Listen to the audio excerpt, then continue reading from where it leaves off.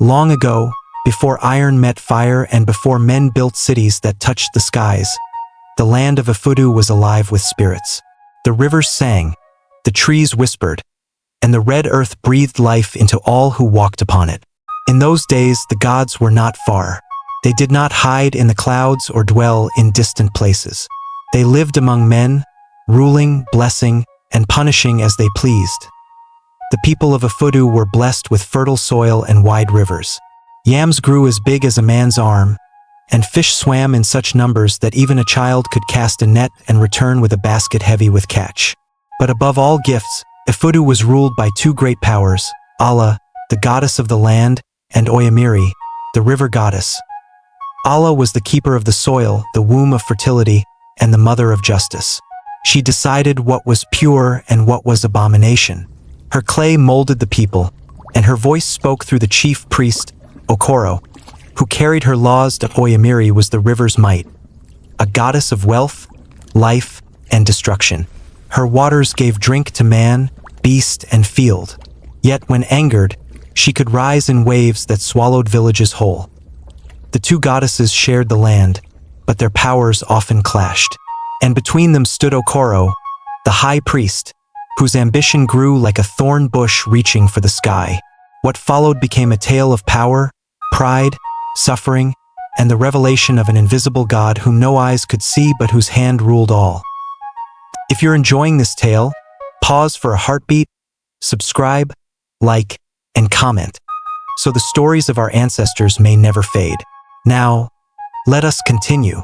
The people of Ifudu lived by the laws of the gods. Every planting season began with sacrifices. Palm wine was poured upon the earth for Allah, kola nuts broken in her honor, and spotless goats laid at her shrine. Fishermen offered the first catch of the river to Oyemiri, laying calabashes by her banks, singing praises into the mist that rose at dawn. Children learned from birth.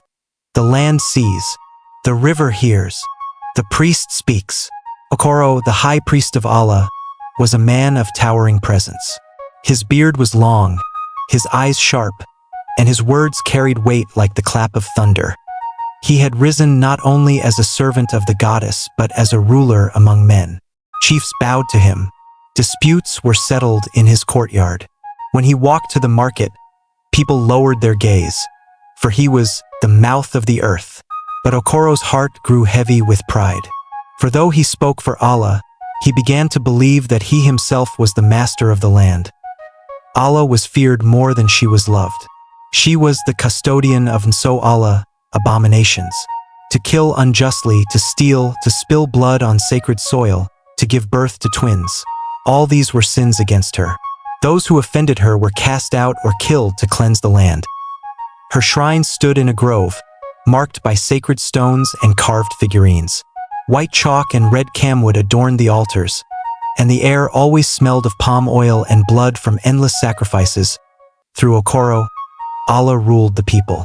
Her decrees were law, and in truth she provided fertility. The earth bore crops, women bore children, and justice kept peace. But power is a river that never rests. It flows, it floods, it seeks new ground. While Allah ruled the soil, Oyemiri ruled the waters. She was both generous and fierce. In times of favor, her river brought trade. Canoes laden with palm oil, salt, and fish. Her waters were said to carry riches from lands beyond the horizon. But Oyemiri was also known for her wrath. When neglected, the river swelled, breaking banks, sweeping away farms, drowning children. She was a goddess who demanded recognition, lest her silence turn into a roar.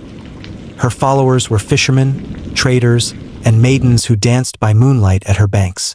Unlike Allah's grove, where silence and fear reigned, Oyemiri's worship was music, drums, and dance. She was called the laughing goddess, but also the one whose tears drown. Okoro saw himself not just as a mouthpiece of Allah but as the balance between earth and water. Villages consulted him before war, before planting, before marriage. His staff, tipped with iron and cowries, became a symbol of authority greater than the chiefs. Yet whispers spread that Okoro no longer served Allah with a pure heart. He used her name to grow his wealth. He demanded the fattest goats, the largest share of harvest, and when disputes came, he judged not by truth but by the gifts men brought to him. Some said Allah watched silently, displeased, waiting for the day her vengeance would fall. Others said she empowered him, for he was her priest. But Oyemiri saw him as a rival. One planting season. A drought struck Afudu. The rains delayed, the yam fields cracked, and the river shrank until canoes rested on dry sand. The people panicked. They ran to Allah's grove. Okoro declared, "The land is angry. Someone has committed an abomination. Until it is cleansed, rain will not fall." The people searched, but no guilt could be found. Yet still the skies refused to open. Fishermen, desperate, turned to Oyemiri. They laid calabashes of wine and sang, "Mother of waters, flow and fill, quench the thirst of your children." That night, clouds gathered, thunder rolled, and rain fell, heavy and fierce. The people rejoiced, crying, "Oyemiri has saved us." But Okoro was furious. In the market square, he thundered, "It is Allah who commands the heavens. Who dares raise Oyemiri above the mother of the land? The people must not be divided." Yet the people began to murmur. If the priest of the land could not bring rain, perhaps the river goddess had greater power. Thus began the clash, land against water, priest against goddess. What followed was chaos. Okoro, to prove Allah's supremacy, forbade sacrifices at the river. He declared that those who honored Oyemiri would be cast out as offenders. Some obeyed in fear. Others, secretly, continued to pour palm wine into the river. Angered, Oyemiri rose. Her waters flooded the lower villages. Farms were destroyed, children swept away, and the marketplace by the riverbank vanished in waves. Okoro declared, "This is proof that Oyemiri is a demon, jealous of the true goddess." But the people were torn. For was it not Oyemiri's reign that had ended the drought? Division grew. Villagers fought among themselves, land worshippers against river devotees. Trade stopped, famine spread, and the land knew no peace. One night, when the moon was hidden, a wandering stranger came to Afudu. He was clothed in rags, with no staff, no wealth, no followers. His eyes shone with quiet fire, and his voice was gentle yet commanding that he spoke in the marketplace.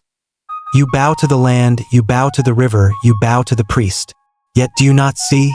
The land is but clay in the hand of the one who formed it. The river is but water poured by the same hand. The priest is but a man whose breath is borrowed. Above all, there is an invisible God, unseen, yet mighty, who rules heaven and earth. To him alone belongs power."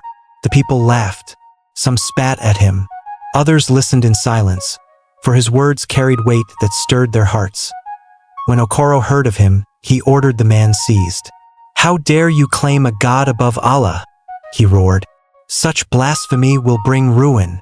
But when they brought the stranger before him, Okoro trembled. For in the man's eyes he saw something greater than fire, greater than thunder, a calm authority that shook his soul. The next day, a gathering was called.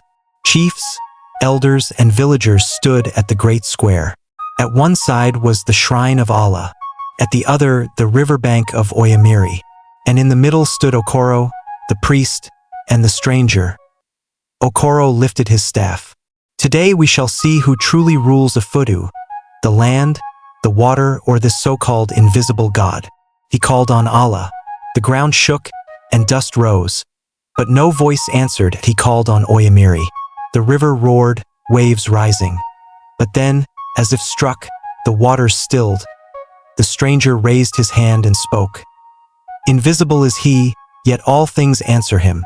O land, yield. O waters, be still."